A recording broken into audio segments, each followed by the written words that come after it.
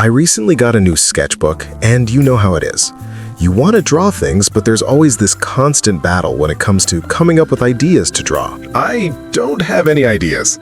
Hey, I'm artist Mithaswamy. I came up with 10 simple ways to use my sketchbook when I didn't have any idea what to draw. Number 1. Draw from life or photographs. Drawing from life is one of the best ways to improve your drawing skills. I know, I used to hate that thing, but trust me, it's actually a lot more useful than you think. Every style of art you see, cartoons, anime, and all those other things are just personal interpretations of life itself. So instead of learning only from those styles, you can go straight to the source and come up with something new on your own.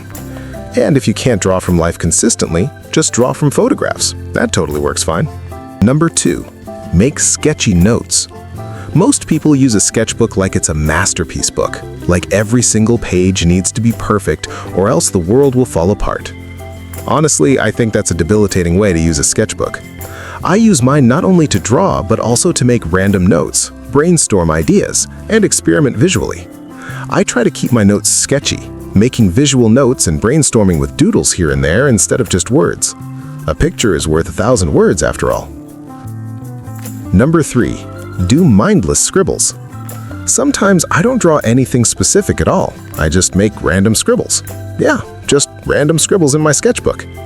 And trust me, this sounds weird, but filling a page with mindless doodles is a great way to use your sketchbook, practice drawing, and at the same time, it's very therapeutic. I don't even go to therapy anymore. My therapist hates me. But yeah, no therapy. Number 4. 3D drawings. Drawing in 3D is really about learning how to create the illusion of depth on a flat page. Understand the core idea of 3D.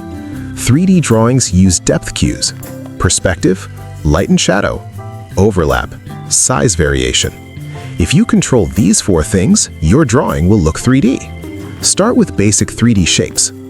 Everything complex is built from simple forms. Practice drawing cube, sphere, cylinder, cone. Don't draw outlines first. Think of the shape as existing in space.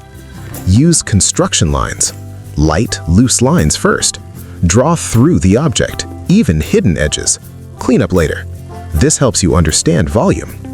Line weight trick. Thicker lines as closer, thinner lines as farther. Helps especially in...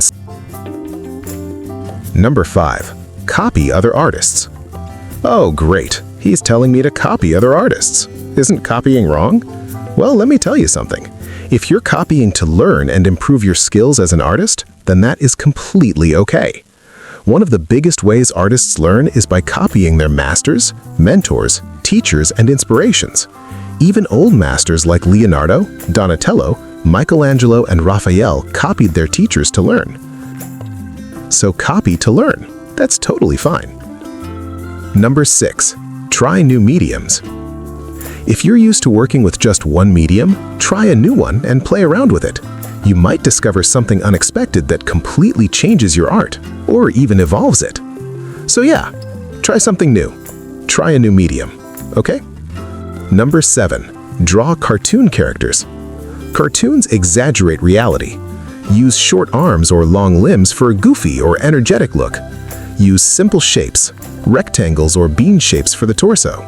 Hands can have 3 or 4 fingers, which is very common in cartoons, or even mitten-style hands for simpler designs. Push expressions further than real life. Eyebrows high, droopy eyelids. Stretch faces when characters react. Use squash and stretch. For line work, thick and clean outlines feel playful, while thin lines feel delicate or detailed. Don't over-detail. Clarity always beats realism. For colors, use bright and limited color palettes. High contrast helps characters stand out, and avoid using too many shades unless needed.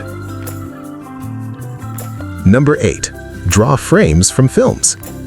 This is something I discovered recently, grabbing stills from some of my favorite shots in films and drawing them in my sketchbook. As fun and easy as it sounds, it's actually pretty complicated.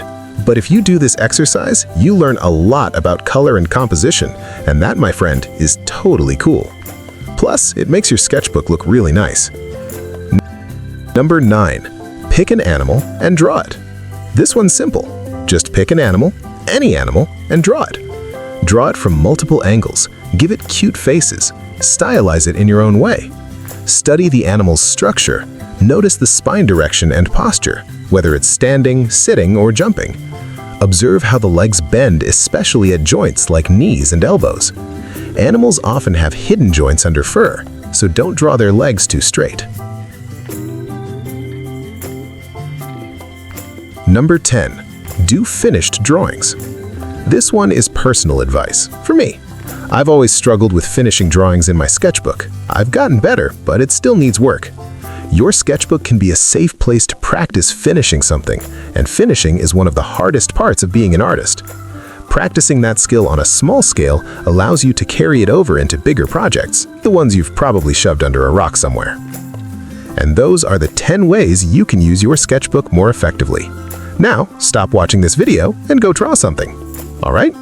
Go practice. If you struggle with shading, then click my next video. Thanks for watching.